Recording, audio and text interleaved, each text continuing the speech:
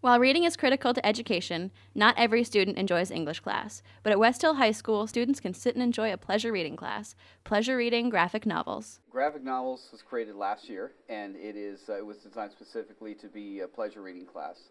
A lot of high school students get away from reading for fun, and it starts to become, kind of a dull thing. So we try to, create a class where kids can just get credit just for coming in and reading. Personally, I think is that they're more exciting because you can go further with the story more than a regular book.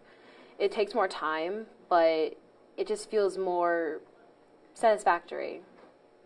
Graphic novels in general, their plot lines are more exciting than regular books. Yeah, and the art does help. Just seeing different artists in their own personal art is very interesting. The students say they learn a lot while reading things they like. I think I started out with Coraline because I saw the movie a while ago, and when I got into the class they had the book, and I thought it might be interesting to see the difference. And what'd you think? I thought it was very creepy. It was very interesting. The other mother was totally different. She was a lot scarier, and she just felt more threatening than in the movie. Yeah, let's take Green Lantern. There have been a couple of scenes where there are those little details in their faces or the way that they move that you can't really explain. Oh, let's say someone gets punched.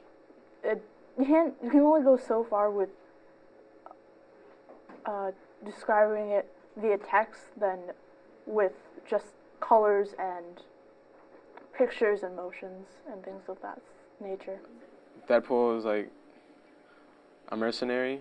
He gets paid to kill people. He won't kill someone just to kill him, but he can be a good guy or a bad guy.